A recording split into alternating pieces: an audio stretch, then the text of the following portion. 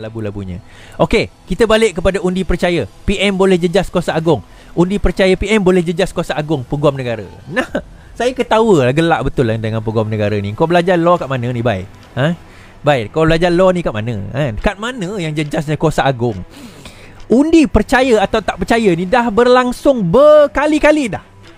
Kalong Ningkan 1965, apa orang kata, Perak 2009. Perak 2009 tak ada, itu ayalah lebih kurang. Sabah PRN, kira macam undi percaya tak percayalah tu, walaupun tak berlaku dalam dewan.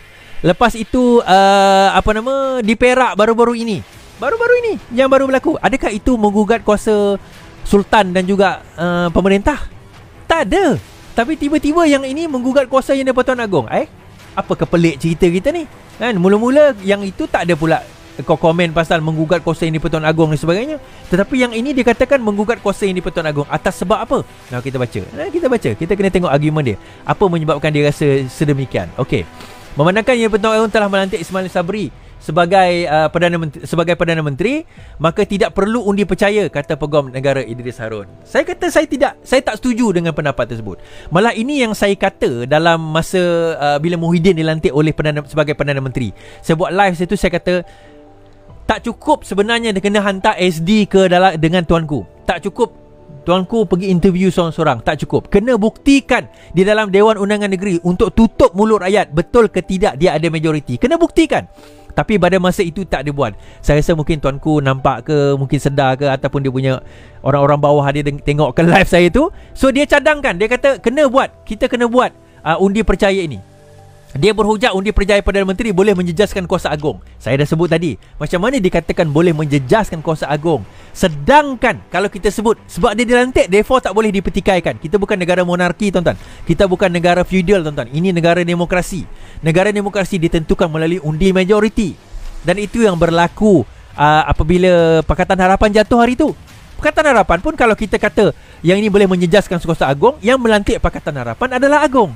Kenapa pada masa itu kita tidak pertikaikan Pakatan Harapan dilantik oleh agung? Kenapa sekarang kita mula mempertikaikan? Sedangkan perkara ini bukan kita yang minta. Tetapi kalau kita tengok yang minta perkara ini, minta undi percaya ini adalah Yang di-Pertuan Agong sendiri. Kita tengok dalam kenyataan Yang di-Pertuan Agong, Perdana Menteri baharu masih perlu jalani proses undi percaya agung. Agung sendiri cakap. Ini pada 18 bulan Ogos 2021, Yang di-Pertuan Agong berkata menitahkan supaya Perdana Menteri yang dilantik perlu segera mengemukakan usul undi percaya dalam Dewan Rakyat bagi mengabsahkan jawatan beliau. Ini bukan kenyataan daripada Iswardi Murni, bukan kenyataan daripada Anwar Ibrahim, bukan kenyataan daripada Majlis Presiden. Ini adalah kenyataan Yang di-Pertuan Agong sendiri. Sebab itu keluar kenyataan daripada PH hari ini bahawa Peguam Negara dah raka pada Agong bukan sekali tetapi 2 kali. Beliau memutuskan tiada keperluan keabsahan pelantikan Perdana Menteri menerusi usul undi percaya dilakukan sebagai menderhaka kepada Yang di-Pertuan Agong. Menerusi kenyataan Majlis Presiden, tindakan Idris Harun ini dianggap sebagai biadab, melanggar semangat perlembagaan dan melanggar serta menderhaka terhadap Yang di-Pertuan Agong. Ini merupakan kali kedua Peguam Negara menderhaka terhadap terhadap baginda yang dianggap mengecewakan dan beliau tidak layak memegang jawatan tersebut. Maka kami mendesak agar beliau meletak jawatan kerana bukan sahaja menderhaka, maka malah telah mengkhianati perlembagaan persekutuan dalam sistem demokrasi berparlimen. Nah, isu dia, tuan-tuan, isu dia, kenapa dia takut sangat? Kenapa takut sangat kepada undi percaya ni? Itu sebenarnya. Kalau perasan, tuan-tuan, Muhyiddin Yassin dilantik jadi pengurusi Majlis Pemulihan Negara last minute. Lepas itu dilantik jawatan menteri. Majlis Pemulihan Negara last minute, lepas tu dengan jawatan menteri. Lepas tu ada orang kata, oh dia layak, maka therefore dia dilantik. Apa yang layaknya? Saya dah tunjuk statistik tadi. Apa kelayakan beliau sampai kita kata dia layak untuk nak jadi memegang jawatan pengurusi MKN, Majlis Pemulihan Negara, MPN? Apa layaknya? Jumlah kematian yang tinggi, jumlah positif yang 1.8 juta. Dalam masa 2 minggu lagi kita akan mencecah angka 2 juta. Apa yang layak dia, tuan-tuan? Kelayakan apa yang dia ada? Kalau orang kerja syarikat, orang macam ni dah kena buang. Dah kena buang dah pun dilantik balik. Dah kena buang Kenapa? Itu kan cerita dia. Kenapa Ismail Sabri takut sangat undi percaya ni? Okey, kita cerita hari ni, ada gerakan sebenarnya sekarang ini nak memalukan Ismail Sabri. Nak memalukan Ismail Sabri. Dan gerakan ini datang daripada Bersatu sendiri. Terdapat laporan menyatakan bahawa there is a movement by orang-orang di dalam Bersatu bahawa mereka akan memalukan Ismail Sabri dalam undi percaya, kecuali syarat-syarat mereka dipenuhi. Dan salah satu syarat mereka sudah dipenuhi, kena lantik jawatan menteri. Isu dia, saya kata hari itu Ismail Sabri nak mengurangkan jumlah kabinet. Dia nak kurangkan jumlah kabinet. Saya kata lebih kurang dalam 50, 30 ke 50, lebih kurang macam tu. Tapi tak berjaya. Akhirnya dia melantik 69 orang, kemudian dikekalkan jawatan-jawatan menteri duta bertaraf menteri yang lain. Sekarang ditambah lagi menteri baru, Menteri Pemulihan Negeri. Aku tak tahu lah lepas ni menteri apa. Dia lantik menteri jaga Jacom dan Walaon kot. Lantak dia lah. Kenapa itu semua sekarang ini dah mula kucak-kacir nak bagi jawatan-jawatan ni, tuan-tuan. Dia, Ismail Sabri, dia cuba kalau jadi Perdana Menteri, dia kata dia tak nak ulangi kesilapan kerajaan sebelum ini. Kesilapan kerajaan sebelum ni adalah dia mementingkan jawatan. Dia berbagi jawatan. Dia nak pastikan jawatan itu dibagi dahulu. Dia kata jadi Ismail Sabri tak nak. Kalau boleh dia kata biarlah jawatan tersebut kita buat betul-betul. Maksudnya kita betul-betul nak pulihkan negara, bukan nak berbagi jawatan. Tetapi diugut oleh Bersatu. Bersatu kata simple je, simple saja. Mula-mula sepatutnya undi percaya itu berlaku dahulu, baru pembahagian kabinet. Dia secepat mungkin, dia nak berlaku secepat mungkin, baru pembahagian kabinet. Tetapi berjaya disekat.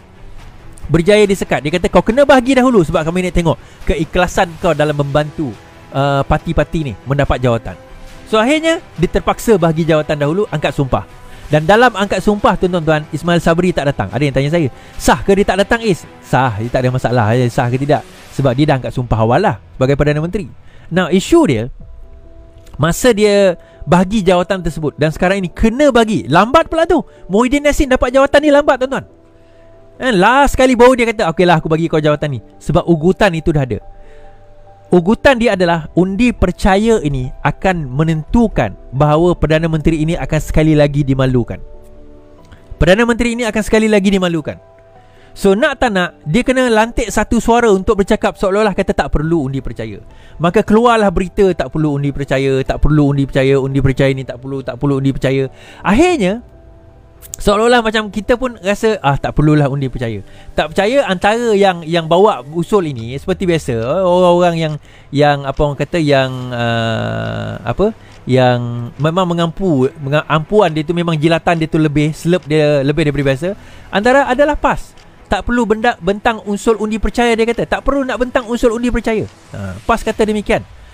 PAS berpandangan usul undi percaya terhadap Perdana Menteri tidak perlu dibentang di Parlimen.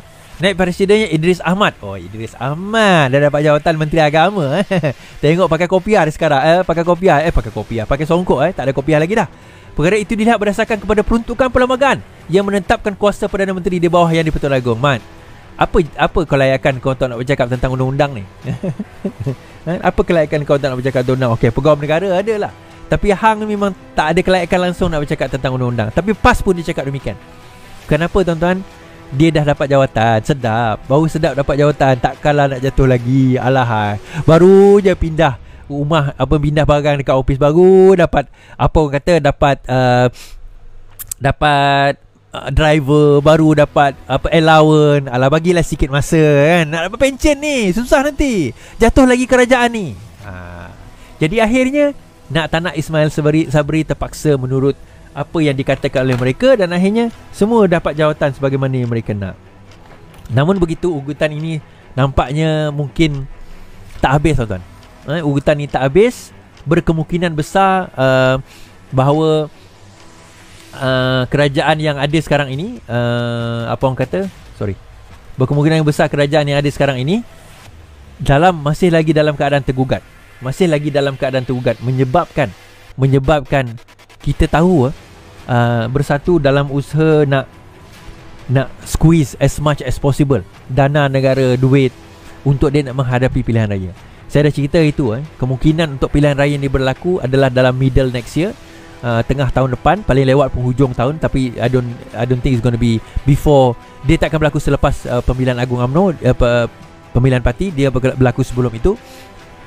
Dan benda ini akan memastikan Bersatu akan berkubur kalau mereka tidak dapat dana secepat mungkin. Dan paling kurang kalau mereka berkubur sekalipun, dia orang berkubur dengan pencen mereka.